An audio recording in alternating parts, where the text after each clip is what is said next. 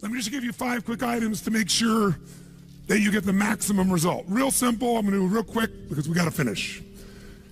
The difference in people, the difference in performance, the difference in the final result, the outcome, is it usually dependent upon skill? Is that what makes one person better than another, yes or no? How many have seen someone with unbelievable innate skill get wiped out by an athlete, a person, a business individual who clearly had less skill? How many have seen this happen? Say aye. It's our ability to maximize. We said on day 1, leaders are what transform organizations. You want to grow this company, you want to transform this company, leaders do it. A leader doesn't mean everybody else follows you. It just means that you have a higher what? A higher standard than anybody else does. What'll make you the leader is when you have a higher expectation, not of other people. Anybody can do that. Of whom? Of yourself. So if you want to know what does it take to take things to the highest level, what's going to take to change my business permanently, not temporary, you can go home and you can install some of these strategies, skills, tactics, tools, insights, and see a significant change. But if that change is going to be a lasting company of value that keeps growing, then the things you've learned here have to become the standard for your organization, not something you did for a period of time. Whenever you look at somebody and say, why are they more successful than anybody else? It's always because of step 1, they've raised their standard. If you go back home and you want to change your life in any way, personally, professionally, or your company, as boring as it sounds, as stupid as it ain't it sounds, you might say, I spent all this time, this energy, this money, and you're going to tell me to raise my standards? Yes. Because even though that's not sexy, it is the only thing that creates lasting change. You can go on a diet and you can lose weight, but what will that person eventually do? They'll go where?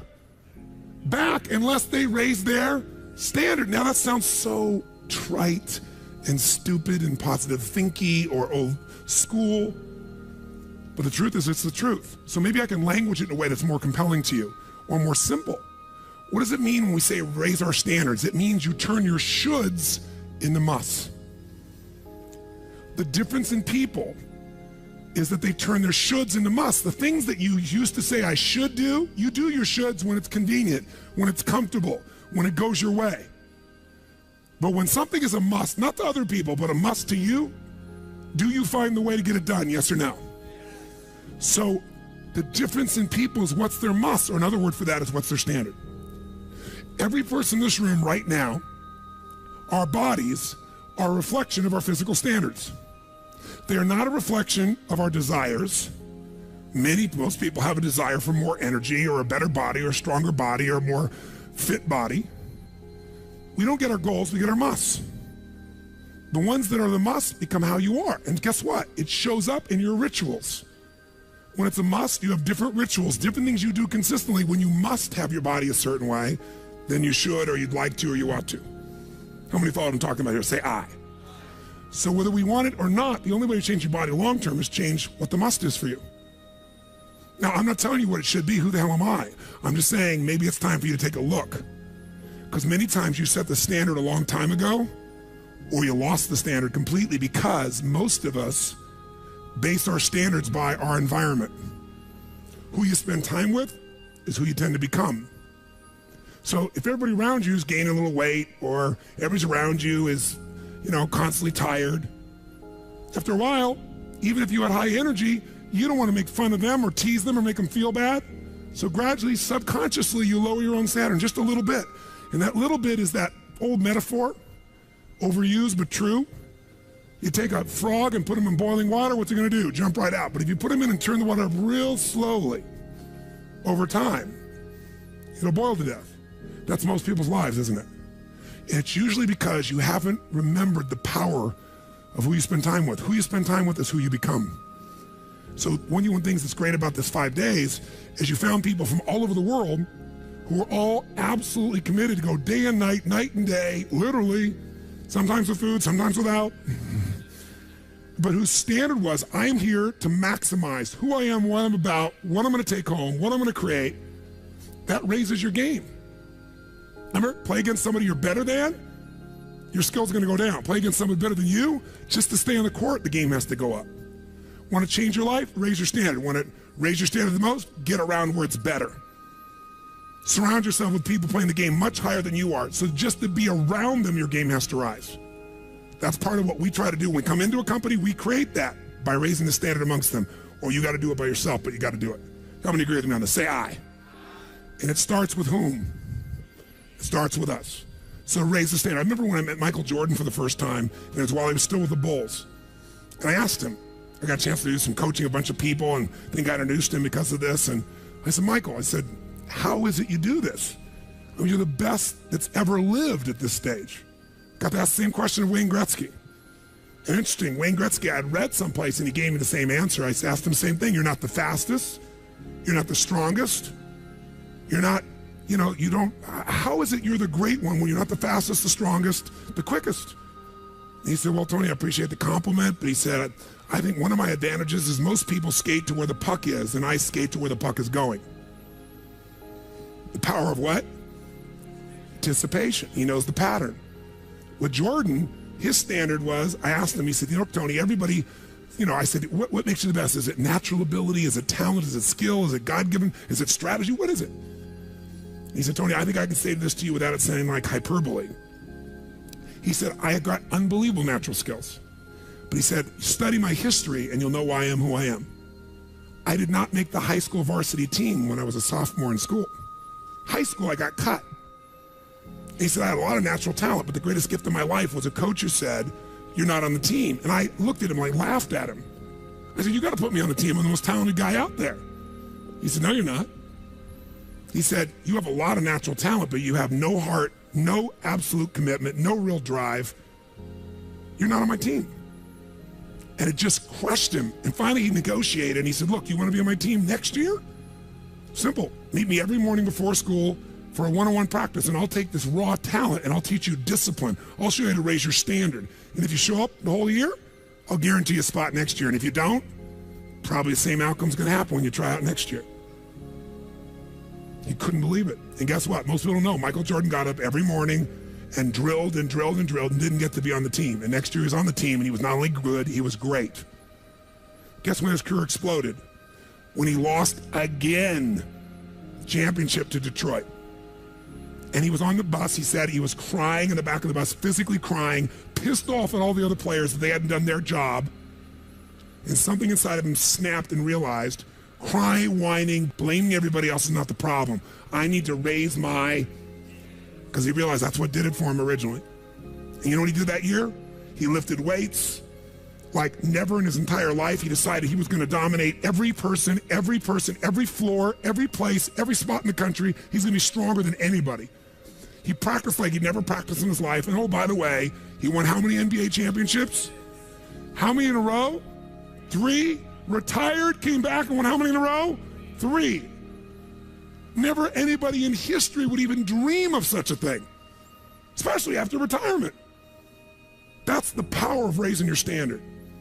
But guess who he competes with? Michael told me one time, he goes, Tony, if I competed with other people, I wouldn't be who I am. He said, my competition is with the best I can be. They're trying to compete with me. That's why I beat them. Because they're competing with where I am. But I'm competing with where I can be. Think about that mindset. Think how your life would be different if you raised the standard of what you expected from yourself, not your people, yourself, to that level. How things could shift. It's all about changing your shoulds to musts. It's all about going back and saying, this is how it's going to be.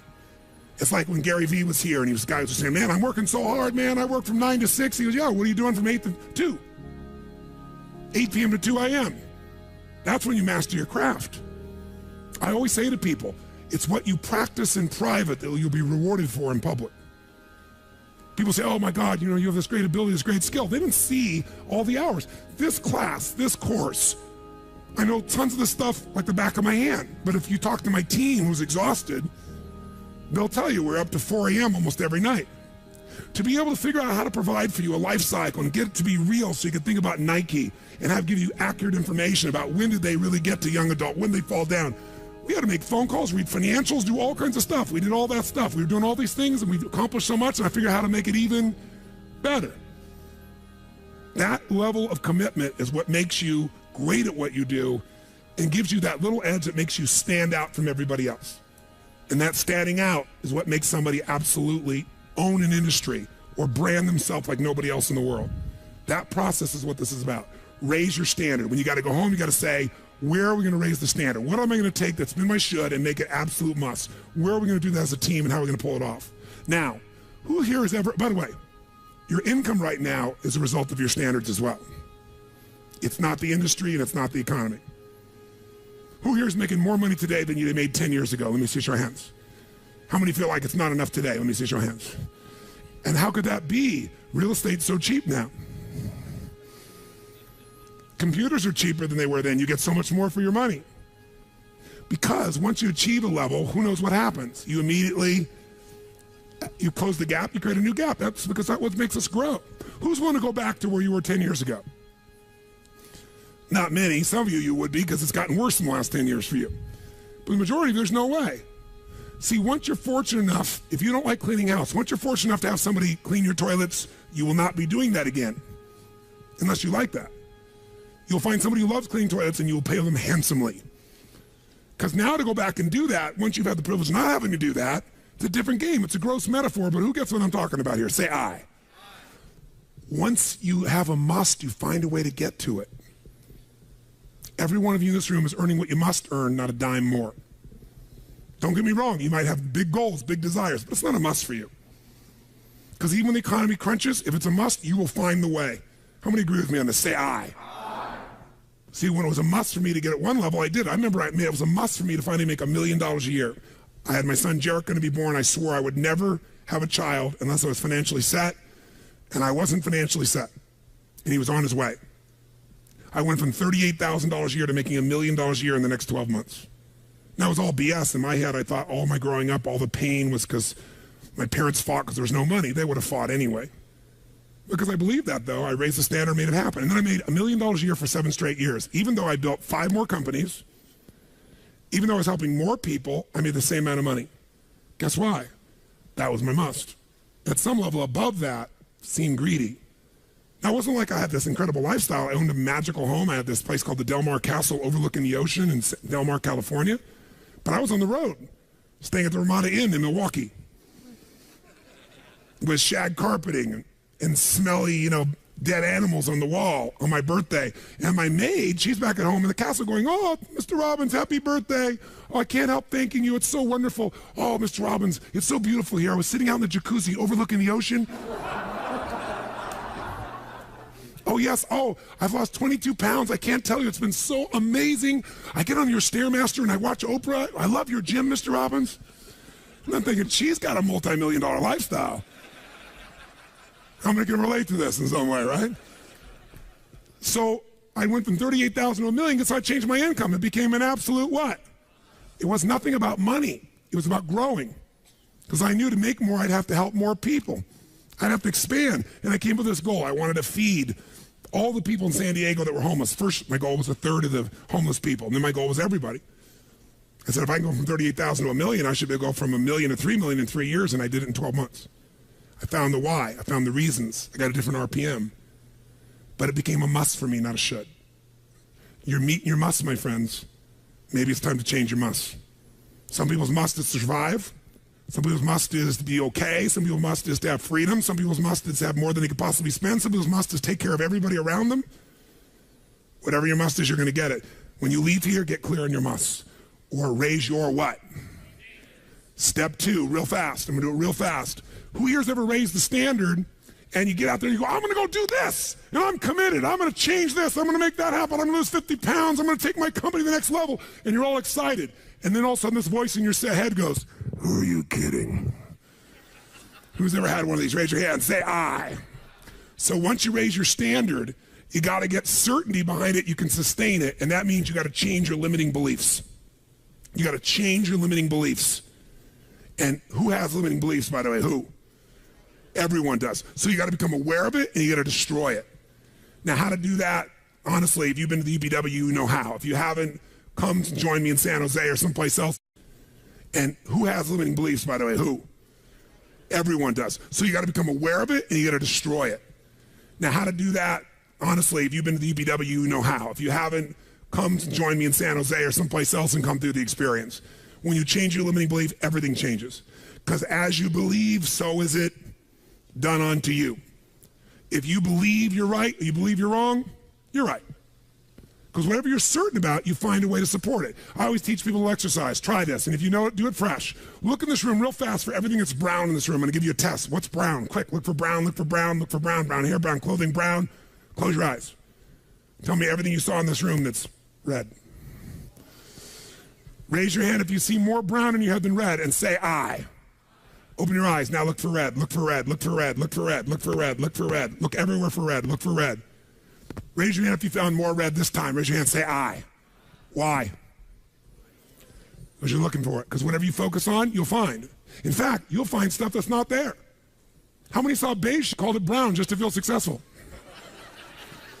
How many saw burgundy, called it red just to feel successful? See, once you believe something is a certain way, out of your need for certainty, you'll change things to meet that belief. Let me show you in 2 seconds flat why the rich get richer and the poor get poorer. I call it the success cycle, real fast. Draw yourself 4 squares, put them up on the screen here. You'll see, as I do this, take a quick look, you'll notice you've got the word potential up in the left-hand square. Up in the right-hand square is the word action. Bottom right is the word results. Bottom left is the word belief, or another word for that would be a sense of certainty. Potential, action, belief, results. And notice there's arrows in a clockwise fashion where they just keep feeding each other over and over and over again. So again, it's potential, action, results, belief, or another word for that would be certainty. Now, do you ever notice how rich people tend to get richer and poor people to get poorer? And I don't just mean rich in financial terms. I mean people that are rich emotionally. Do you ever notice how happy people tend to get happier? And depressed people tend to get more depressed? How many have found this to be true? Say I. It's because of the power of momentum and what I'm about to show you. So let me show you something here. What's the potential of any human being? You tell me, quick. Unlimited. Do most people's results reflect that true potential? Yes or no? No way. Why? Because most people aren't taking enough what? But is it possible to take a lot of action and still get lousy results? What if you got a salesman that works for you and they walk out and they knock on 100 doors and they say, you wouldn't want to buy anything from me, would you? Or they don't say that verbally, but they say it non-verbally. Is that going to affect their results? Yes or no? So it's not enough even to take enough action, because when we believe it's not going to work or we're uncertain, does that affect how much of our potential we tap? Yes or no? See, if you don't think it's going to work, you're not going to put out a bunch of your energy when you think it's going to fail. And by the way, when you're not sure, you tap little potential. Do you take little or a lot of action? When you're not sure, when you think it's not going to work, do you take massive action or little action? Now, when you take little potential with little action, what kind of results do you get? Little lousy results. And when you get lousy results, what does that do to your belief? You go, see, I told you it wasn't going to work. Told you it was a waste of time.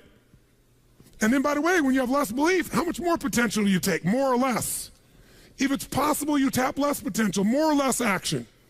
Less. And what happens to your results? They get even what? And now they got worse results. What does that do to your belief? And by the way, now you see the current economy. Isn't it true? Everybody out there is going, oh my God, the results are so bad, it's going to get worse in the future. So I better pull in my horns, there's less potential, so I'm not going to push as hard. I'm not going to take much action. Oh my God, I'm getting lousy results with little potential of action. Oh my God, it's going to get worse. That's what creates a recession, depression, whatever you want to call it. How do you change that? By the way, can it work the opposite direction? What would happen if something inside you gave you so much certainty inside of you that you felt absolutely certain that recession was your friend? That the worst economy for you was the greatest time on earth, and all you had to do is manage your state and apply your fundamentals and immerse, stay coached so you don't get off target, keep taking action, and you could own your business and you go to other people's businesses. How many believe that, by the way, now? Say I. When you have that kind of certainty, are you going to use more of your potential when you go home or less? Which one, my friends? Are you going to take less or more action? When you are certain and you use lots of your potential with massive action, what kind of results do you get?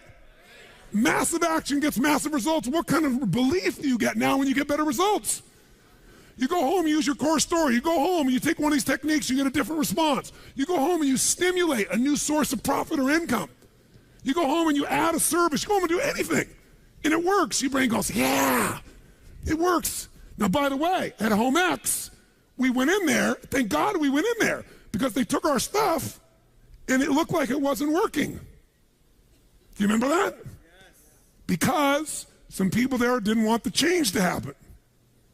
So we had to dig in and find out it was working. We knew you can't take action. You can't sow that seed and reap nothing. So we uncovered what was really going on. You're going to have to watch for the same thing, depending upon the size of your organization. But bottom line, when you get great results, belief gets stronger. Now you're totally certain. Are you going to use more or less potential, my friends? Which one? More. You're going to take even more what? Going to even greater what? Even more certainty. And now what happens to your business? Boom, boom, boom, boom, boom, boom, boom. And now you have a different momentum. And so your economy does not have to reflect the economy. You get to create your economy. You get to decide whether you freeze to death or ski or snowboard. It's winter, but you can have the best time of your life. It could be a sunny, beautiful, magical time. But what you got to do is you got to manage this process. In order to do it, you got to change your limiting beliefs. And this week has been about doing that by giving you so many tools and examples that you'd be immersed. But I promise you when you go home, all this is going to be tested. A, because all the stuff that's waiting for you after being gone for 5 days. B, all the people there you work with, their limiting beliefs, whether you have one employee or two because you're an army of one or two people, or whether you got 10,000. And so you have to be able to implement. This, by the way, is, I'm not here to sell you, bring us in if we can help. Do you think we could help? Yes or no? Yes or no? Bring us in and we'll do it. Or get your team together and find a way to make sure this momentum goes in the right direction. Make sense? This is the must. If you have this high standard, but you don't really believe because the momentum's in the wrong direction, having the tools will be worthless. That's where certainty, that's where everything else we teach, that's what I do in my events, that's where you guys have been there before, that's what you got to bring to the table. What are the 5 keys for integrating this? Number 1, you got to go home and raise your what? Come on, guys, raise your what? Which means turn your shoulds into. Step number 2, you got to go out and change your limiting what? Find anything that's limited you and destroy it. What's the fastest way to destroy it? You can do it very quickly by producing the results in your mind over and over again. Or, why do you think I get people to walk on fire? Because they think it's impossible. When they walk in this fire, mentally you might say, oh, I can do it. But when they get in front of that fire and it's 2,000 degrees burning hot coals, it gets their full attention. And suddenly they have a state change. And when you get yourself in a state where you can storm through fire, it's not about fire walking. The state you're in to get yourself to walk across fire is the metaphor for anything that used to stop you, the fire of your life. And by the way, when you cross fire and you're on the other side doing something you once thought was difficult or impossible, it's that easy, your brain goes, what else can I do that I thought was impossible? It's unbelievable. It's not intellectual, it's emotional. Plus, after fire walking, cold calling is not a problem. You get the idea, ladies and gentlemen? All right? So what we're really talking about here is changing your beliefs. Now, here's the 3rd key. If you're going to get maximum results, you got to model what works. We brought you for 5 days and nights here, models of what works. Go back and get them. Now, here's where the challenge is. How many got tons to do in your normal list of things to do when you go home? How many got a lot to do? Say I. How many have a lot of outcomes you got to go after? Say I. How many have the same amount of time you had before? Say I. So in your business, if you need something to get done, you get it done because it's an absolute what? Or you hire someone to get it done. Hire us, hire someone else, get somebody inside. But are these things you're going home with musts or shoulds? Which one? Do whatever it takes. You say, I don't have the money. You don't have the money not to. Forget us. Hire somebody as an individual who knows what they're doing and put them in there. Leverage yourself. The only way you're going to get the game bigger is by taking a little bit of what, my friends? Risk, but that means get yourself some resources. Be resourceful enough to get the resources. What's great about this? What is this opening? What is this creating? What's possible? What have I not seen? This is going to make me see. What have I learned from this? What can I learn from this? What am I willing to do to still have it the way I want it?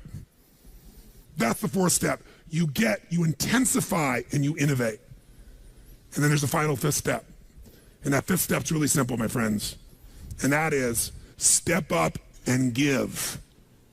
Step up and give more than anyone else could possibly expect. The ultimate transformation happens when you stop trying to get and you start to give. Whenever you're at your best, you're giving. I remember so vividly driving in my car, my Volkswagen Bug, and I was struggling, and I was 19 years old. I was driving on a freeway in San Gabriel Valley, the 210 freeway, I'll never forget. And it's midnight, and I'm frustrated. I felt like I tried everything, and I had these big hits, like the one you just saw, and nothing was going my way, and I was frustrated, and I kept thinking, how come I'm not getting what I want? And all of a sudden, it just hit me on the freeway. I pulled over the side. It was almost midnight, no cars really around, grabbed my journal, and I wrote, I still have the journal to this day from when I was 19 years old, full page, and I wrote, the secret to living is giving. And I realized why I wasn't doing well. Because I all focused about what I wasn't getting. I was not focused on what I was not giving. And the whole game changed.